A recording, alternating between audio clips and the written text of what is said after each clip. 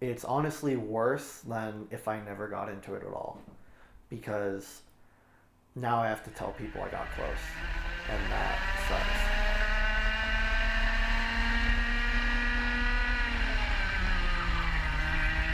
So my childhood racing was different than most because neither nor my family knew where to begin, where to start. So we started in karting, and at first it was a little frustrating just because I was coming in technically kind of late for most race car drivers. Most race car drivers start around 5 or 6, and I was coming in at 12, 13. And so I was going up against people that were racing practically their whole lives. I was doing karting for about 3 years at that point. I was about 16 at this time. I started researching more into moving up to the car scene and actual racing cars than karts.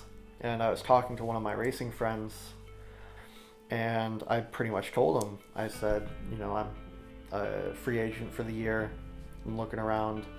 What do you recommend I get into? And so basically I had 3 options to go to California to do Formula racing over there. I could do GT racing in Nevada, or I could go and sign a contract with his previous team in Japan. And I've always had a huge passion for everything Japanese. I've loved the culture, I've loved the country. So I emailed the team, we worked something out, I signed a contract, and by March of 2018, I was off to Japan to go start my racing career. Long story short, it was a lot of promises that were not kept, or promises that I didn't follow through with.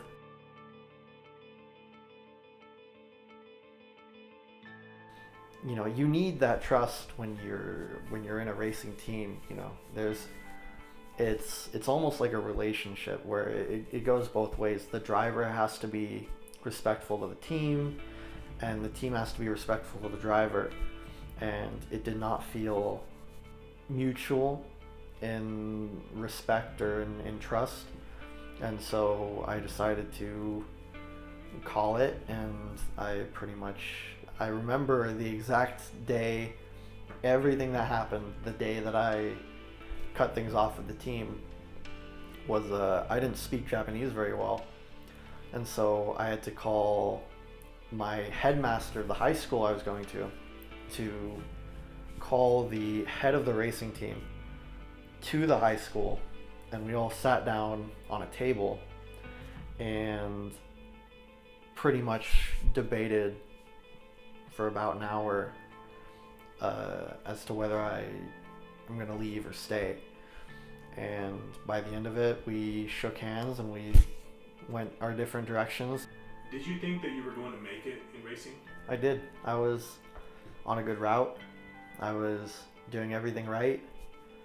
I was winning races, and I was moving up, and I was following what everyone else did, and I thought it was going to work out, but it's honestly worse than if I never got into it at all, because now I have to tell people I got close, and that sucks.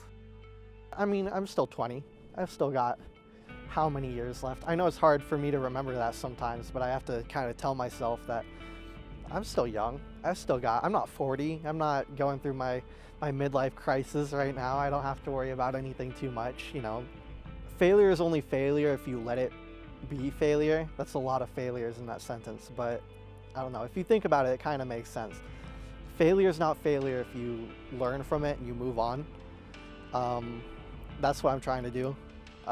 It's hard, for sure, at times, but nobody ever really fails in life unless you let it get to you. And if you let it affect you to a point where you no longer want to, you no longer strive for success, that's what failure is the point where success becomes worthless. It loses its value. Sometimes you just have to get through those days, and by the end of it, hopefully you can realize that that by looking back on that day, you can kind of pick yourself up and be like, look, I'm not as big a failure as I think. I got up by myself. I was lucky to have the opportunities that I did. And so, yeah, sometimes it's just, sometimes you have to force yourself to start counting the roses and not the thorns. But I feel like there are lots of different types of success, and lots of different people, and everybody has their own view of success. And I'd say that success has become more for me about the experiences that you get to do and who you get to enjoy those with. Current passion, still cars. I still love cars. If I ever get the opportunity to jump into a race car again, within no questions asked, I would totally jump in. Driver coaching, I do that sometimes. Racing simulators, I do that. Photography, I love doing.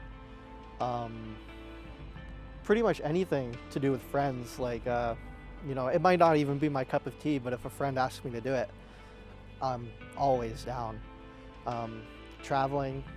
I think traveling is one of my big hobbies right now, and a lot of times you think that you have it really bad, and you travel somewhere and then you learn, no, you don't. You have it amazingly well. And so it helps kind of refocus and reset your mindset, and really helps you appreciate what you have, also appreciate what the world has to give, and all sorts of different cultures and people and foods and views. It's a beautiful place, and not a lot of people take advantage of traveling.